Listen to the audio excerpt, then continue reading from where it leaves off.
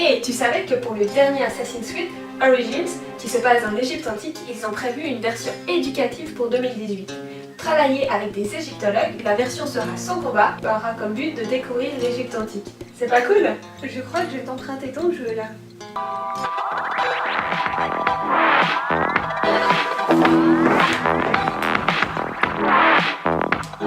Quand j'étais à l'école, les professeurs essayaient déjà de trouver des méthodes pour rendre le cours plus intéressant. Ce n'est pas nouveau, mais aujourd'hui, certains professeurs maîtrisent cet art à un niveau qui donnerait presque envie de retourner à l'école. Alors voilà mes 3 préférés. Numéro 1, jouer au Monopoly durant les cours de maths. Tim Vandenberg est professeur de maths à Hesperia en Californie pour des élèves de 10-11 ans. C'est une région très défavorisée, où les gangs sont très nombreux. Avant son projet, aucun élève n'avait réussi à atteindre le résultat maximum des tests d'État de Californie. Mais un jour, Tim Vandenberg a eu une idée. Il prit le jeu du Monopoly et en modifia certains éléments en rendant le jeu bien plus complexe et en ajoutant des éléments de maths, tels que calcul de probabilité ou des divisions. Suite à cela, ses cours de maths furent transformés en parties de Monopoly. There's about a 16, almost 17% chance that you land on him right now. Let's see what happens. Go ahead and roll.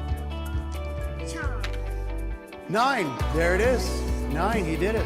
Les résultats furent spectaculaires. Il créa une raison d'apprendre pour ses élèves, ce qui fut de la pure motivation intrinsèque. Suite à cela, plusieurs élèves réussirent le score maximum au test de l'État de Californie. Numéro 2, Classcraft. Utilisé comme supplément à l'éducation dans une classe, il change la manière d'enseigner. Il permet de développer l'esprit d'équipe, augmenter la motivation des participants et favorise un meilleur comportement en classe. Son créateur, Sean Young, professeur de physique au Québec, créa le jeu en 2011. Au début, cela ressemblait à un fichier Excel. Aujourd'hui, Classcraft a l'allure d'un vrai jeu vidéo. Il est utilisé dans plus de 75 pays au monde avec plus d'1 million d'utilisateurs. Et comment ça marche? Contrairement à WoW, il n'y a pas un univers où l'on peut se balader pendant des heures et des heures. Cependant, chaque élève a un avatar qu'il pourra faire développer au fur et à mesure du temps. Et pour cela, plein d'éléments du jeu ont été repris. Il y a tout d'abord le choix du personnage. En effet, l'élève peut choisir entre le guerrier, le guérisseur ou le mage. Et comme dans tous les jeux, chaque personnage a ses caractéristiques ainsi que ses pouvoirs spécifiques. Ensuite, il y a les différents points. Les points de vie, les points d'action, les points d'expérience ou encore les pièces d'or. Si tous nos points de vie sont perdus, notre personnage meurt. Cependant, l'on peut être sauvé si l'on s'entraide grâce à des pouvoirs. Car oui, le jeu est en équipe et le but est de collaborer et de s'entraider. Du coup, aider son camarade de classe devient dans l'univers de jeu « Il faut sauver notre mage !» Les points d'action, eux, sont reçus chaque jour et permettent d'utiliser des pouvoirs. Les points d'expérience sont donnés par le professeur si par exemple on a participé en classe. Mais il y a aussi les points négatifs si par exemple on est arrivé en retard en classe.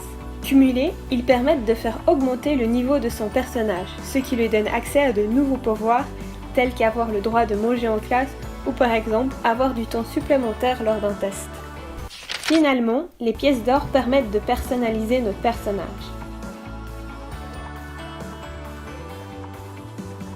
En plus de cela, il y a aussi les événements aléatoires. Ils peuvent être positifs comme négatifs. Par exemple, tous les membres de l'équipe gagnent 150 points d'expérience, à condition que personne ne prenne aucun dommage. Ou encore, un joueur gagne 1000 points d'expérience immédiatement. Il faut maintenant choisir qui.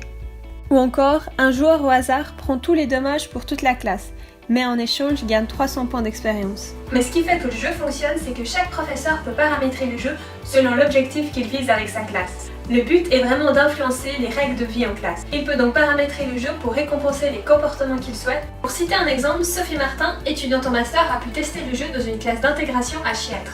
Comme beaucoup d'élèves ne parlaient pas bien français, elle voulait les encourager à parler français.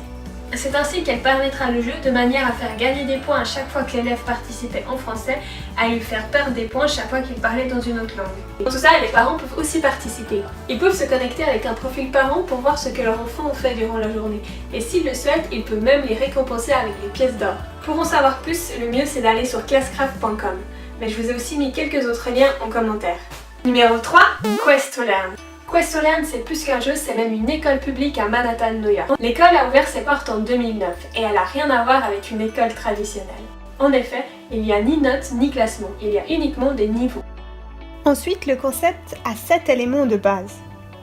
Tout le monde est participant, challenge est constant, apprendre par la pratique, feedback immédiat, l'échec permet d'apprendre, tout est interconnecté, possible de partager son travail, connaissances dans un groupe ou communauté, et ça ressemble à jouer. Le but est de préparer les élèves à l'arrivée dans le monde du travail, de montrer la réalité, que les challenges ne sont pas toujours faciles à atteindre. Le but est de développer des compétences telles que la curiosité, la créativité ou encore l'échange. Par exemple, il y a un peu partout des missions cachées qui donnent des points supplémentaires. Par exemple, un défi de maths caché dans un livre ou un message caché sur les lames du microscope. Pour le voir, il faut savoir régler correctement son microscope. Les cours sont nommés différemment. Par exemple, sciences s'appelle « Comment ça marche ?». En plus, ils ont des cours pour apprendre à créer des jeux vidéo. Là aussi, le plus simple pour en savoir plus, c'est d'aller voir leur site internet quest2learn.org.